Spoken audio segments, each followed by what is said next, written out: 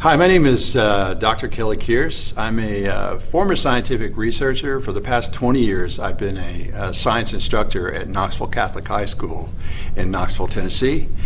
Here at the International Shroud Conference, I spoke on 3 different topics. All of those involve blood.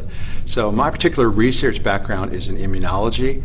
I first talked about whether the blood has definitively been scientifically demonstrated to be human. I believe there's new evidence that's come to light over the past 40 years due to advances in antibody technology and DNA technology and species that were not previously examined. I believe new evidence shows that we can now really not definitively say that it's human blood that's been demonstrated to be on the shroud. It certainly could be, but I think that those things have to be taken into consideration based on what we now know in the 40 years since those original studies were done and the advances in technology that have occurred over the past 40 years. The second thing I spoke about were hypotheses as to why the shroud's blood is reddish in color. It's more reddish in color than would be expected for aged blood. There were 2 hypotheses that I spoke about. One is that the shroud is treated with a particular compound called saponaria, which causes the red blood cells to lyse. The other hypothesis is that the bilirubin levels that have been reported to be high on the man on the shroud due to physiological trauma, that those are responsible for this reddish color being maintained.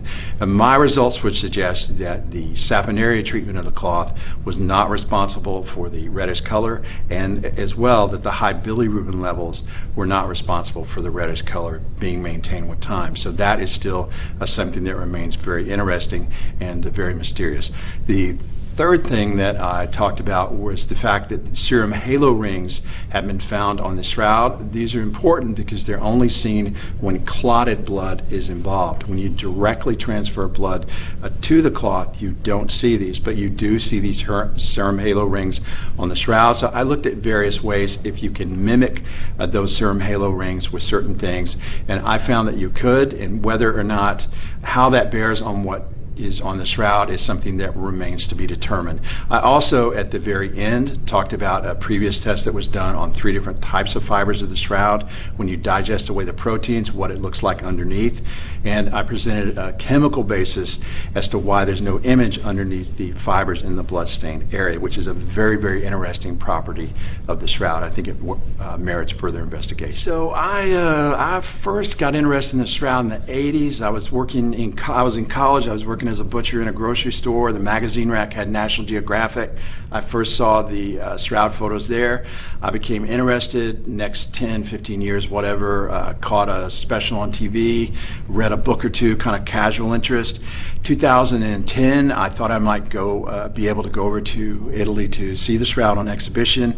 The trip didn't work out, but I began to read more and more about it, and as an immunologist, the blood studies just caught my interest. So I thought that there were some things that were very correct and some things that maybe were a little not quite correct or needed further study. So I started looking into that. The more questions I look into, it would just raise more questions on top of that. And I think whether the shroud is authentic or not, it's a phenomenal tool for for experiencing the Passion of Christ. So don't have a website, but they could search on the internet. If you search my last name, Kearse, Kearse, and Shroud, they'll usually pop up. So I was shroud.com. A lot of my work is there, also on academia.edu, but kind of a general search, Kearse plus blood plus shroud. You could find it there, or if you want to contact me at Knoxville Catholic High School, just look on the website. You can find my email there.